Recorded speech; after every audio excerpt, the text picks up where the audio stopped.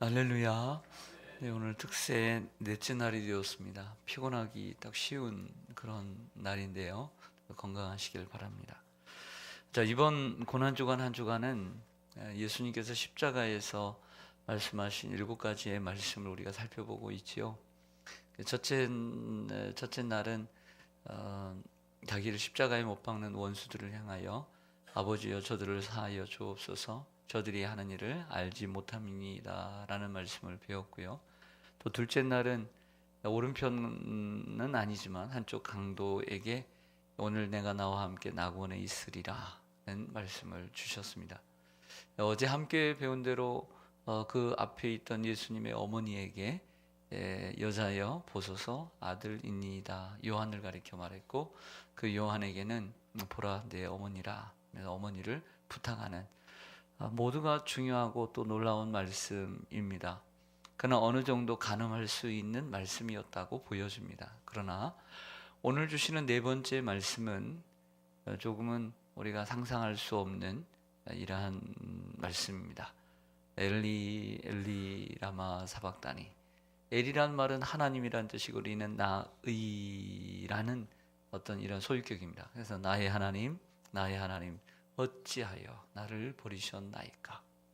어떻게 하나님 아버지께서 예수님을 버리실 수 있을까? 이런 중요한 말씀입니다. 신비에 가까운 말씀이죠. 자, 오늘 이 말씀을 좀 이해를 좀 하고 그 뜻을 헤아리기 위해서는 오늘 이 말씀하신 때를 좀 생각을 해야 합니다. 오늘 45절을 보시겠습니다. 화면에도 보시면 나오는데 같이 한번 읽겠습니다. 시작. 제 6시로부터 온 땅에 어둠이 임하여 제 9시까지 계속되더니. 아멘. 여러분들 아시는 대로 성경에 나오는 시간, 유대의 시간은 우리와 6시간의 차이가 있습니다. 그래서 그 시간에 6시간을 더 해야만이 우리나라 시간이 되는 것이죠. 쉽게 얘기하면 우리가 파송하고 선교하는 오창희 이현준 선교사님이 계시는 불가리아 소피아의 시간은 정확하게 우리보다 6시간 늦습니다. 오늘 지금 5시 17분인데 바로 그 시간은 거기는 12일 저녁 11시 17분입니다. 화요일날 새벽에 문자가 왔어요. 카톡이 이렇습니다. 불가리아 소피아에서 선교사님이 문자를 했습니다. 주 안에서 사랑하는 목사님, 고난주간 특세기간 저희도 멀리 있지만 같은 시간에 마음을 모아 기도로 함께 합니다. 저희도 시온산 교회 시온산 하늘가족입니다. 이렇게 왔어요. 그러니까 그 시간 지금도 기도하고 계시겠죠. 그러니까 밤 11시부터 12시까지 함께 하시고 주무시겠죠. 우리와 함께 하기 위해서 6시간 차이란 말이에요. 오늘 6시라고 하는 것은 낮 12시죠. 제 3시인 오전 9시에 십자가에 못 박혔는데 3시간 동안의 고통의 시간을 보내고 3마디를 하셨는데 오늘 12시부터 제 9시까지 오후 3시까지 숨 쉬는 그 순간까지, 돌아가시는 순간까지 이제 시작이 되는 거죠.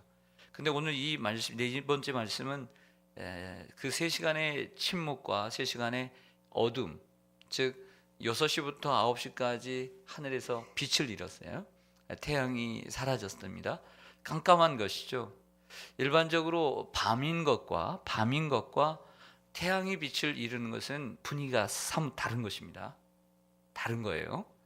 그런 3시간의 침묵이 흐른 후에 암흑세계가 지나고 난 다음에 엘리 엘리 라마 사박다니, 나의 하나님 어찌하여 나를 버리셨습니까? 라는 고백을 했던 것이죠. 일반적으로 낮이 어두워지는 것은 일식이 있을 수가 있습니다. 일식은 낮에 어두워지는 것이고, 그리고 밤에 달이 빛을 잃는 것은 월식이라고 합니다. 과학적으로 볼 때 일식이라고 하는 것은 우리의 이 지구와 그리고 달과 그리고 태양의 사이에서 태양이 낮에 우리를 비출 때에 달이 한가운데에서 그 태양을 가리는 현상을 일식이라고 합니다. 부분일 수도 있겠지만 완전히 일식하는 경우가 수십 년 만에 한 번씩 있겠죠. 월식이라고 하는 것은 달이 우리 지구의 그림자에 의해서 가려지는 것입니다. 달이라는 것은 스스로 빛을 발할 수 없기 때문에 태양의 빛을 받고 밝게 빛나는 것인데, 지구의 그림자가 달빛을 가리울 때 월식이 되는 것이죠. 그러나 낮에 일어날 수 있는 이러한 일식의 현상일까? 그렇지 않다는 것입니다.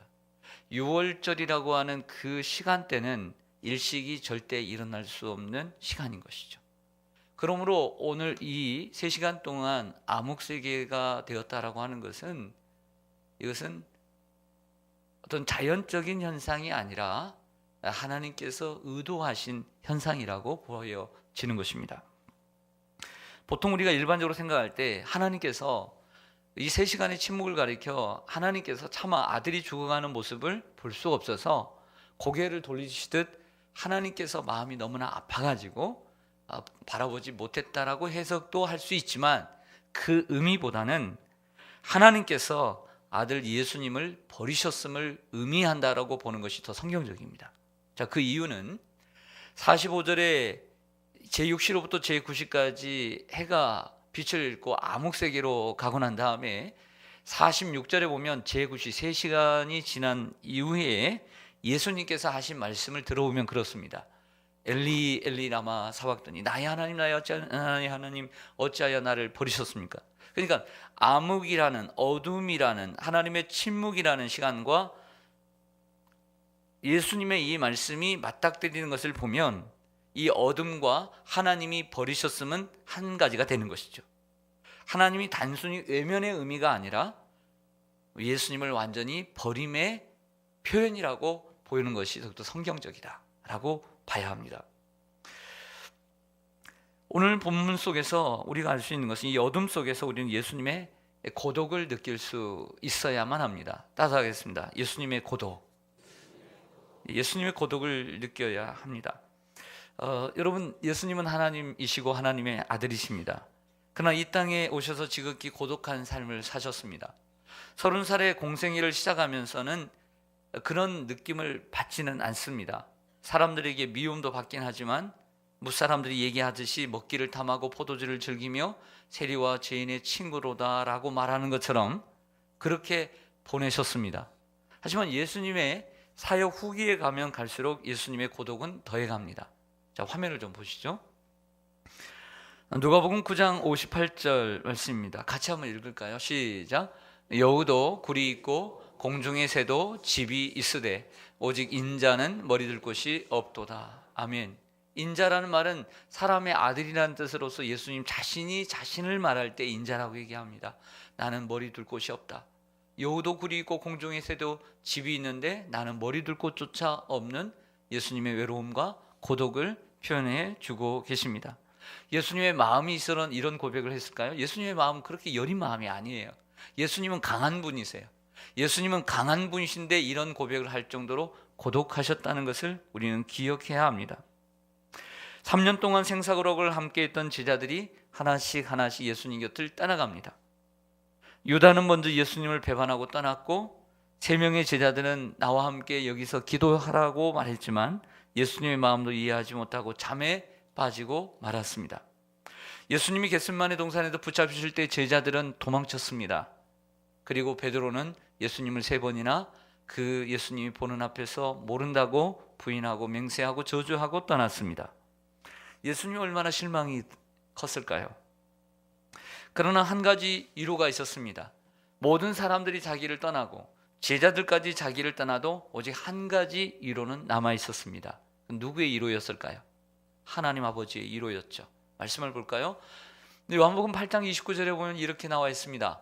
나를 보내신 이가 누구죠? 하나님이죠. 나와 어떻게 하시도다? 함께 하시도다.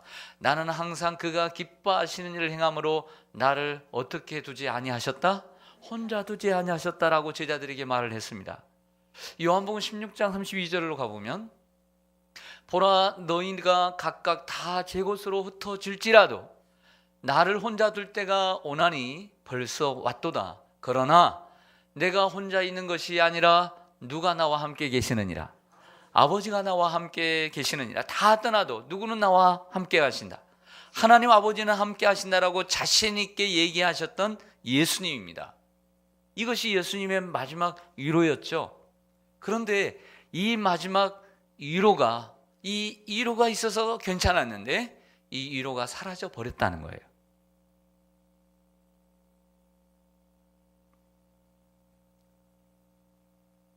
단 한 번도 아버지와 아들의 교제가 단절되지 않았고 늘 함께 하셨던 하나님 아버지께서 이제 아들이 십자가를 지는 순간, 그 고통의 순간, 꼭 아버지가 필요로 하는 그 어느 때보다도 필요로 하는 그 순간에는 하나님이 곁에 계시지 않았고 하나님이 외면하셨다, 하나님이 버리셨다는 것입니다. 늘 부모님이 함께 하시지 않고 혼자 유아 독존하며 또 스스로 자립하는 자녀들이야 부모님이 나와 함께 하지 않아도, 내가 좀 떨어져 살아도, 부모님이 날 도와주지 않아도 자립을 잘합니다. 그런데 늘 부모님의 품 안에서 살던 또 자녀가 자기가 필요로 할 때 부모님이 곁에 없다라고 생각해 보세요. 아마 요즘 자녀들은 그렇게 잘하지 않습니까? 여러분들이야 어릴 때부터 도시로 나와서 공부하고 또 직장 생활하면서 스스로 자취하고 스스로 자립하고 사시는 분들이 대부분이잖아요. 그러나 요즘 우리들의 자녀는 그렇지 않잖아요. 군대 갈 때에야 처음 헤어져 보고 그렇게 살잖아요. 저는 좋은 아빠는 아니지만 좋은 아빠가 되기를 무척 노력하는 아빠입니다. 애들이 입만 열면 뭐든지 다 해주려는 아빠입니다. 오라고 하면 오고요, 오라고 하지 않아도 가는 아빠입니다. 그런데 감사하게도 얼마나 감사한지, 오라고 하면 다 갈 텐데 애들이 많이 원하지 않아서 제가 이렇게 쌩쌩합니다. 만약에 우리 애들이 뭔가를 뭘 다 원했다면 저는 허리가 휘고 몇 번 쓰러졌을 것입니다. 전 그런 아빠입니다. 여기 계신 아빠들 얘기를 제가 종종 듣습니다. 여러분들의 얘기입니다. 들어보니까 저는 아무것도 아니더라고요. 얼마나 자녀들을 사랑하고 아끼고 옆에서 잘 해주는지 제가 정말 감탄하는 아빠들이 여기 계십니다. 그런데 늘 함께하던 아빠가, 정말 늘 함께하던, 작은 일 큰 일 다 함께하던 아빠가 그 아들이 정말 중요시할 때, 정말 아빠를 필요로 하는 순간에 아빠가 없다고 느껴질 때 그 상실감은 얼마나 클까요?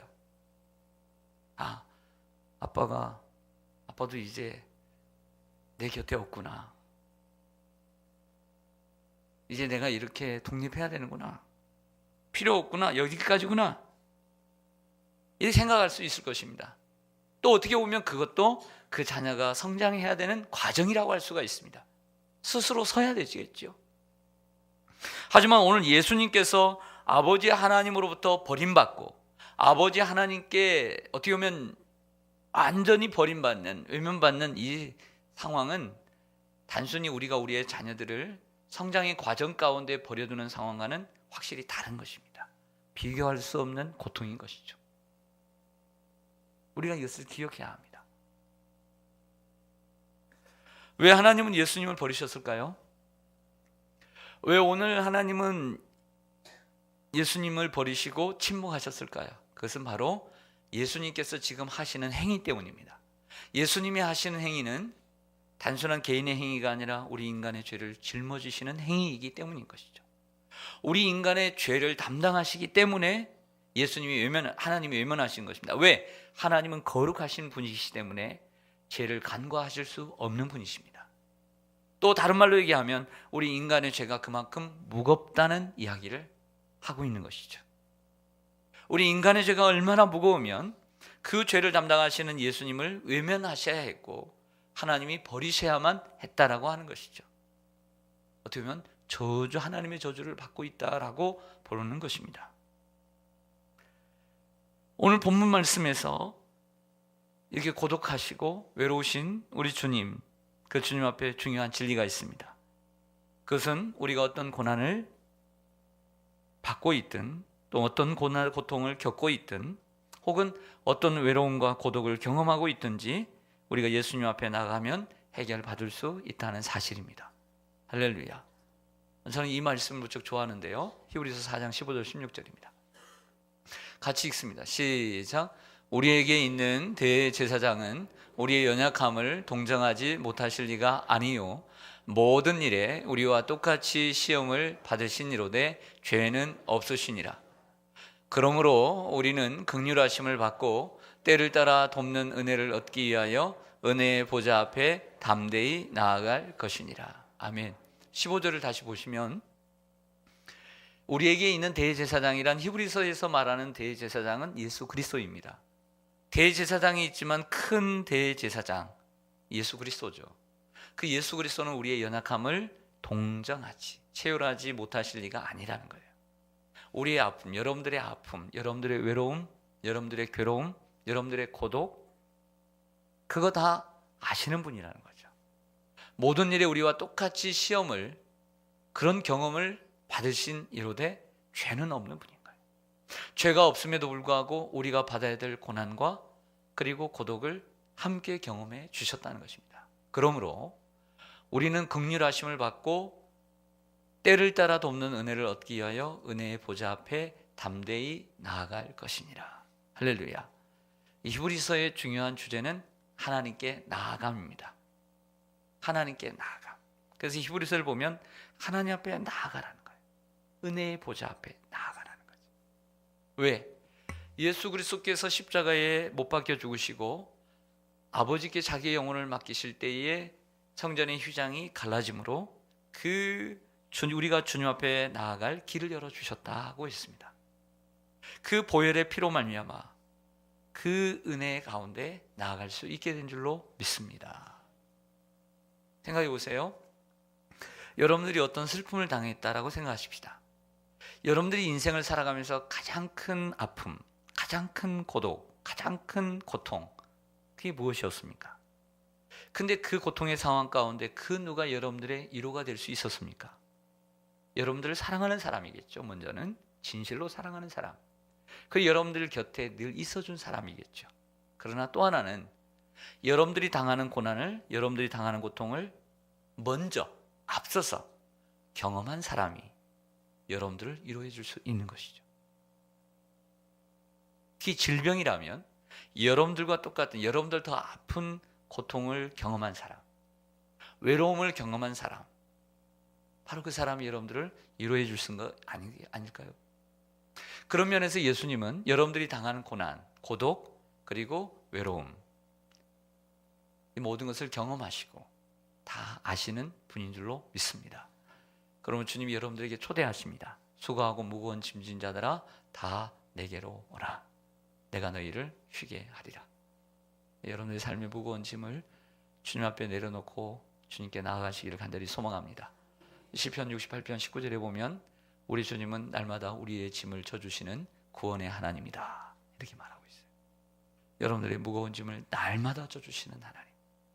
십자가를 한 번만 져주신 것이 아니라 오늘도 살아계셔서 여러분들의 인생의 무거운 짐을 날마다 져주시는 구원의 하나님, 그 하나님을 찬송하며 여러분의 삶의 문제를 주님께 날마다 맡기며 나아가시는 여러분 되시기를 주님의 이름으로 간절히 축원합니다. 아멘. 기도하겠습니다.